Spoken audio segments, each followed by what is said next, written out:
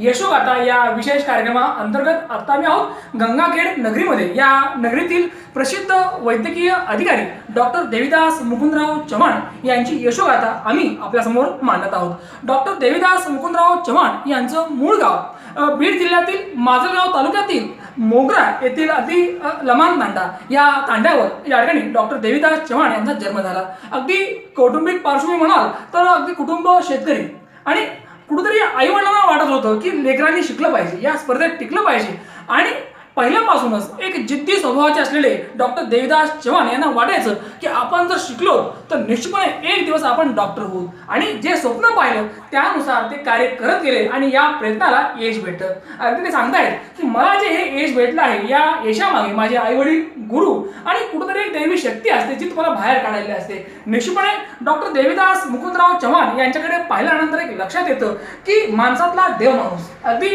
या गंगाखेड तालुक्यातील कुठल्याही व्यक्तीला विचारलं की डॉक्टर देवीदास चव्हाण कसे आहेत ते सांगतायत की देव तर पाहिला नाही, परंतु गंगाखेडमध्ये एक देव आहे जो की माणसांची सेवा करतो आणि असं म्हणतात की service to man service to God. अगदी त्या उक्तीप्रमाणे ते काम करतायत आणि आज त्यांचं एक वेगळं नाव झालेलं आहे। अगदी बीड जिल्ह्यामध्ये माजलगाव तालुक्यातील मोगरा आणि त्या ठिकाणी जो लमान तांडा आहे त्या तांड्यावर साहेबांचा जन्म झाला। अगदी त्या ठिकाणचे त्यांचे दिवस कसे होते, कसा संघर्ष केला, कसे डॉक्टर बनले आणि आज या ठिकाणी वैद्यकीय क्षेत्रामध्ये फक्त ते डॉक्टर म्हणून नाही तर एक चांगले डॉक्टर म्हणून त्यांची ओळख आहे आणि म्हणूनच त्यांची यशोगाथा आम्ही आज आपल्यासमोर मांडत आहोत।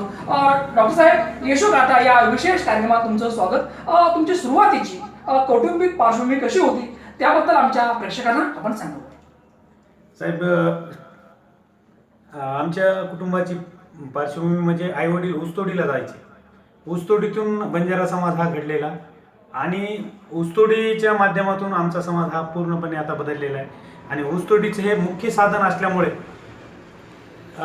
या समाजाला कष्ट करण्याची सवय असल्यामुळे आणि त्या कष्टातून आपलं काहीतरी कर्तृत्व निर्माण करावं, या कष्टातून आपलं अस्तित्व निर्माण करावं ह्यासाठी झगडणारी ही बंजारा समाजाची मंडळी। बंजारा समाजाचा हा समाज भारतात पूर्णपणे 8 कोटी समाज आहे एक आणि त्या समाजाच्या जी काशी आहे पोहरादेवी, जी वाशिम जिल्ह्यात पोहरादेवी आहे, तिथलं पीठ म्हणजे बंजारा समाजाची काशी आणि तिथे रामराव महाराजांचा आशीर्वाद पूर्ण समाजाला असतो। कुठेही तळागाळातील माणूस ऊसतोडीला गेला, कुठे मसना जरी असला तरी तो माणूस तिथे म्हणजे स्वाभिमानानं जगतो। ही शक्ती आली कुठून? या शक्तीतूनच मी सुद्धा इथे घडलेलो आहे आणि मला माझ्या आईवडिलांनी खूप घडवलं। एका म्हणजे चांगली परिस्थिती नसताना सुद्धा माझ्या आईवडिलांनी माझ्यावर खूप चांगले संस्कार केले आणि त्या संस्कारातून मला घडवण्याचा प्रयत्न केला। एक तांड्यावरचा मुलगा म्हणून जे मला नाव होतं ते पुसटचं, आज एक स्वाभिमानानं माझं नाव या गंगाखेडमध्ये घेतलं जातं। हे अवभाग्य मला या दैवी शक्तीने, या देवानं आणि या माझ्यावर प्रेम करणाऱ्या सर्व माझ्याशी जो दयाचा घेतला गुण तया तया केला मी गुरु जाण म्हणतात, तसं ज्या ज्या लोकांनी माझ्यावर म्हणजे माझ्याशी गुरु नात्याने जगले, ज्यांचे मला एक एक शब्द घ्यायला आले, ते सगळे माझे गुरु आणि त्यांच्यामुळे मी घडत गेलो। माझ्या आईवडिलांचे खूप खूप मला आभार मानायचे वाटतात की त्यांनी मला घडवण्याचं अवभाग्य त्यांना लाभलं।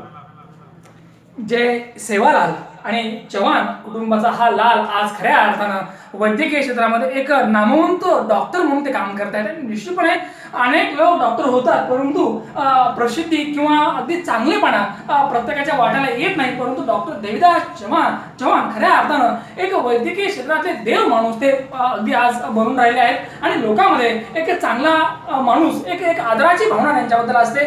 अगदी सांगतात की या ठिकाणी येणारे जे काही पेशंट असतील अगदी गरीब कुटुंबातले असतात आणि त्यांची उत्तम सेवा ते करतात। अगदी कधीही ते पैशाकडे पाहत नाही तर आलेली व्यक्ती ही कुठून तरी अगदी गरीब कुटुंबातली आहे, त्याकडे पैसे असोत अगर नसोत त्या व्यक्तीची मला सेवा करायची आहे आणि त्याला सर्व्हिस द्यायची आहे, एवढंच या ठिकाणी डॉक्टर देवीदास चव्हाण यांना माहीत असतं आणि त्यानुसार ते कार्य करतात। डॉक्टर साहेब, माजलगाव तालुक्यातील मोगरा हे गाव, अगदी मोगरा ते गंगाखेड म्हणजे बीड जिल्हा ते परभणी जिल्हा हा तुमचा प्रवास आहे, तर परभणीकडे आपण म्हणजे या जिल्ह्याकडे आपण कसे वळालात? या जिल्ह्याकडे वळायचं कारण म्हणजे माझं MD चे 6 महिने राहिले होते आणि मी आदरणीय सिव्हिल सर्जन परभणीचे आमचे डॉक्टर RB कुलकर्णी साहेब जे बीडचे वैद्यकीय अधिकारी होते बीडला आधी आणि MD मेडिसिन सुप्रसिद्ध हृदयरोग तज्ज्ञ होते, त्यांचा आणि आमचा सहवास नेहमीच असायचा। विटाई हॉस्पिटलच्या माध्यमातून ते आमच्याकडे ऑन कॉल फिजिशियन असल्यामुळे त्यांचा आणि आमचा सहभाग लावायचा. आणि त्यामुळे त्यांना फोन केला तर ते म्हणले उद्याच वॉक-इन इंटरव्ह्यू आहेत म्हणले, ये. मग साहेबांच्या माध्यमातून माझ्यातली क्वालिटी आणि माझ्या गुणवत्तेनुसार मी इथे सिलेक्ट झालो आणि गंगाखेडला आलो. जनाईच्या या पावननगरीमध्ये आजपर्यंतचा इतिहास आहे की बाहेरच्या माणसाला ही पावनभूमी, जनाबाईची जी संताची भूमी आहे ही लाभते म्हणतात, तसं मी लाभलेलाच असा हा माणूस. चांगल्या वाईट काय अनुभव आले या पूर्ण प्रवासामध्ये? याच्यामध्ये चांगलेच अनुभव आले, वाईट तर माणसं मला आतापर्यंत भेटले नाहीत. 2008 पासून 2010 पर्यंत मी गंगाखेड येथे सह्याद्री हॉस्पिटलच्या माध्यमातून आणि उपजिल्हा रुग्णालय गंगाखेड येथे वैद्यकीय अधिकारी म्हणून मी 10 वर्षापासून काम करतो. तर या माध्यमातून मला सर्व लोक म्हणजे आपला कुटुंबातील डॉक्टर आहेत या भावनेने जे मला बघतात, राजकारण विरहित, समाज विरहित, सर्व समाजाचे, सर्व जाती धर्माची लोक, सर्व राजकीय मंडळी माझ्याकडे मित्र म्हणून सल्ला घ्यायला, वैद्यकीय सल्ला घ्यायला येतात आणि त्यांना मी मदत करण्याचा 99% प्रयत्न करत असतो. पाहिलंय आपण की सर्व जाती धर्मातील लोक या ठिकाणी डॉक्टर देविदास चव्हाण यांना अगदी देव माणूस मानतात. एक चांगला, एक सच्चा माणूस, एक खऱ्या अर्थानं वैद्यकीय क्षेत्रात राहून सुद्धा या ठिकाणी कुठलाही अगदी गर्व नाही, कुठलाही अभिमान नाही. अगदी कोणीही यावं नाही, डॉक्टर साहेबांना अगदी फोन करावा. अगदी 24 तास जी व्यक्ती रुग्णांसाठी, अगदी रुग्णांच्या सेवेसाठी उपलब्ध असते ती व्यक्ती म्हणजे या गंगाखेड नगरीतील सुप्रसिद्ध वैद्यकीय अधिकारी डॉक्टर देविदास मुकुंदराव चव्हाण.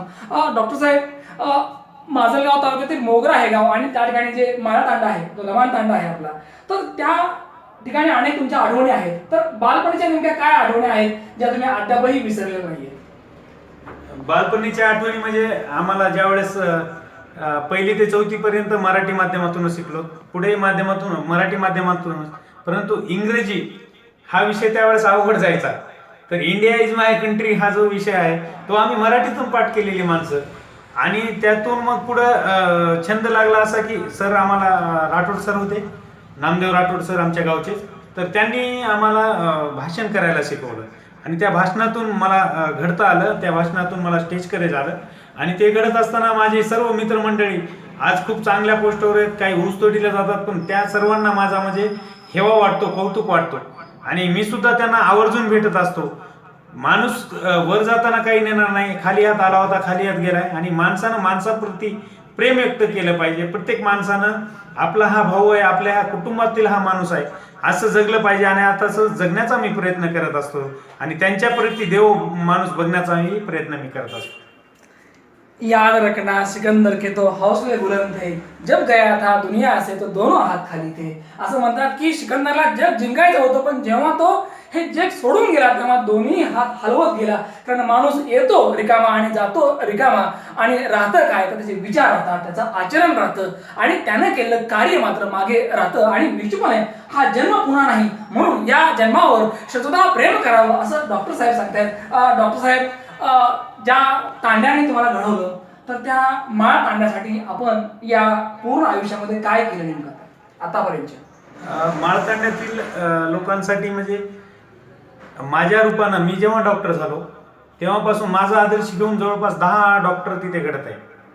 आज म्हणजे 2 डॉक्टर बाहेर पडले आहेत, बाकीची मंडळी आता BAMS आहे, MBBS ला आहेत, BHMS ला अशा 2-3 पोस्टमध्ये ते आता होत आहेत, सेकंड इयरला आहेत, काही फर्स्ट इयरला आहेत. जगानं त्यागाला सुंदर म्हटलं आहे, तर त्याग केला पाहिजे. प्रत्येक विभूती ज्या येथे आपल्या भारतात होऊन गेल्यात त्या त्याग देऊनच गेल्यात आणि त्या त्यागातून मना त्वापरी चंदनापरी झिजावे, म्हणजे चंदनासारखं झिजावं, चंदनासारखं उघडावं आणि दुसऱ्यांना वास द्यायचा प्रयत्न करावा. तसं मी त्या तांड्यावर भरभरून प्रेम केलेलं आहे. एक माझ्या रूपाने मी MDला असताना बीडवर हे ग्रामीण पाणी पुरवठ्याची योजना सुद्धा माझ्या रूपाने तिथे आणली आणि आज या एवढ्या दुष्काळात सुद्धा त्या विहिरीला पाणी आहे आणि ते पाणी आज लोक पित आहेत, त्याचं समाधान मला लाभतं. असं म्हणतात की परिसाच्या स्पर्शाने लोखंडाचं सोनं होतं, तसं डॉक्टर देविदास चव्हाण हे परिस आहेत आणि त्यांच्या स्पर्शाने त्यांच्यामुळे अनेक लोक घडली, अगदी अनेक लोकांना त्यांनी अगदी एक नवीन आयुष्य दिलं आहे. आणि त्यांचा जो तांडा आहे, माळ तांडा, त्या ठिकाणची अनेक मुलं त्यांना आदर्श मानून वैद्यकीय क्षेत्र असेल किंवा कुठलीही स्पर्धा परीक्षा असेल अनेक चांगल्या हुद्द्यावरती आहेत. कारण त्यांना माहीत आहे की आपला आदर्श कोण आहे, तर डॉक्टर देविदास चव्हाण. डॉक्टर साहेब, ज्या आईवडिलांनी तुम्हाला चांगल्या पद्धतीने घडवलं, चांगले संस्कार दिले, त्या आईवडिलांबद्दल 2 शब्द व्यक्त करावे. तसं आमच्या माजलगाव तालुक्यात माझ्या वडिलाचं नाव म्हणलं तर मुकुंदराव चव्हाण, आणि त्यांना जर म्हणलं तर हा पाळत्या काळजाचा माणूस आहे म्हणतात. त्यांच्या अंगी एवढी डेअरिंग, एवढा स्वाभिमान आणि एवढ्या स्वाभिमानानं जगणारा हा माणूस, आणि त्याचं मला म्हणजे कौतुक वाटतं. माझे वडील एवढे म्हणजे धाडसी आहेत. एका तांड्यावरील लमानी समाजातून आलेला माणूस, पण त्याच्यावरती जो हेवा वाटायला पाहिजे तो हेवा मला वाटतो. आणि माझी आई सौ मोताबाई ह्या खूप चांगल्या आणि निर्मळ स्वभावाच्या, देवावर असीम प्रेम करणाऱ्या त्या, आणि त्यांच्यातून मला खूप समाधान लागतं की आईचं नाव जरी घेतलं तरी माझ्या डोळ्यात पाणी येतं. का त्या आईनं मला असं घडवलं की काही नसताना, खाण्यापिण्याचे वांदे असताना सुद्धा त्यांनी माझ्यात जे मला घडवायचं, जे साध्य करायचं होतं ते साध्य केलं, आणि माझ्यात देव माणूस बघायचा त्यांनी प्रयत्न केला. या गंगाखेड नगरीमध्ये तुमच्या सौभाग्यवती सौ संजीवनीताई देविदास चव्हाण या विद्यमान लोकप्रिय नगरसेविका आहेत. तर राजकारणामध्ये प्रवेश कसा झाला? मला इकडे गंगाखेडमध्ये राजकारण करायचं नव्हतं, परंतु आमचे आदरणीय गंगाखेडचे आमदार डॉक्टर मधुसूदनजी केंद्रे साहेब यांच्या आग्रहास्तव मला ते मानसपुत्र मानतात, आणि त्यांच्या आग्रहास्तव ते म्हणले, बेटा मी तुला मुलगा मानतोय तर तुला माझ्यासाठी हे एवढं करायला लागेल. मग माझ्या मिसेसला उमेदवारी दिली, आणि मागच्या टर्ममध्ये त्या आमदार साहेबांनी आमदार झाल्यावर नगरसेवक पदाचा राजीनामा दिला, आणि राजीनामा दिल्यानंतर मानसपुत्र म्हणून माझ्या घरात त्यांनी उमेदवारी दिली, आणि माझ्या मिसेस निवडून आल्या, आणि एक चांगलं कर्तृत्ववान नगरसेवक म्हणून त्यांनी काम केलं, आणि मी त्यांचं त्या कामामध्ये खारीचा वाटा उचलला. पाहिलं आपण की या गंगाखेड विधानसभा मतदारसंघाचे लोकप्रिय कार्यसम्राट आमदार डॉक्टर मधुसूदन केंद्रे साहेब यांचे ते मानसपुत्र आहेत. नव्हे, साहेबावर अगदी भरभरून प्रेम ते करतात, आणि म्हणूनच या ठिकाणी साहेबांच्या प्रेमाखातर ते राजकारणामध्ये आले, आणि त्यांच्या सौभाग्यवती सौ संजीवनी देविदास चव्हाण या आज नगरसेविका आहेत. साहेब, तुमची पुढील वाटचाल काय आहे, काय तुमच्या मनामध्ये आहे? भगवंत, ज्या अल्मायटी गॉड ज्याला आपण म्हणतो हिप्नोथेरपीच्या भाषेमध्ये, जो निराकार आहे, त्या निराकारानं जी कोणती आपल्यावर जिम्मेदारी देईल ती मी घेण्यास तयार आहे. आता म्हणजे भविष्य माझं तो देवच घडवणार आहे. मी काय सांगू शकतो माझ्याबद्दल? मला अजून याबद्दल काही नाही. परमेश्वरानं सर्वांप्रती प्रेम व्यक्त करून, आणि परमेश्वरानं माझ्यावर जी कोणती जिम्मेदारी देतील ती मी पेलण्याचा प्रयत्न करेल, आणि ते जशी मला दिशा आणि बुद्धी देतील त्या पायगड्यावर मी चालण्याचा प्रयत्न करेल. मी कोण आहे याही पेक्षा माझ्यावर कोणाची कृपा आहे, माझ्यावर जर कृपा कोणाची असेल तर देवाची आहे, आणि देवाने, जो की निर्विकार आहे, मायाळू आहे, दयाळू आहे, ज्याने मला चांगलं काम करण्याची सद्विवेक बुद्धी दिली, तो देव माझ्याकडनं चांगलं काहीतरी करून घेईल, असं डॉक्टर देविदास मुकुंदराव चव्हाण सांगतायत. डॉक्टर साहेब, माणसं अनेक बघितली, अधिकारी अनेक पाहिली, परंतु माणसातला देव माणूस आज पहिल्यांदा पाहिला, आणि तुमच्यातल्या देव माणसाला आमच्या चॅनलचा सलाम. न्यूज 1 महाराष्ट्र चॅनल, गंगाखेड शहर, रामदास तपसेसह संतोष रोकडे. न्यूज 1 महाराष्ट्र चॅनलवरून प्रसारित केल्या जाणाऱ्या विशेष मुलाखती आणि विशेष बातम्यांना आपल्याकडून जोरदार प्रतिसाद मिळत असल्याबद्दल न्यूज 1 महाराष्ट्र चॅनलच्या सर्व टीमकडून आपले सर्वांचे धन्यवाद. आप इस चैनल को सब्सक्राइब जरूर कर लें और साथ ही बेल के बटन को भी दबा दें, जिससे आगे भी आपको ऐसी ही जानकारियां मिल पाएं.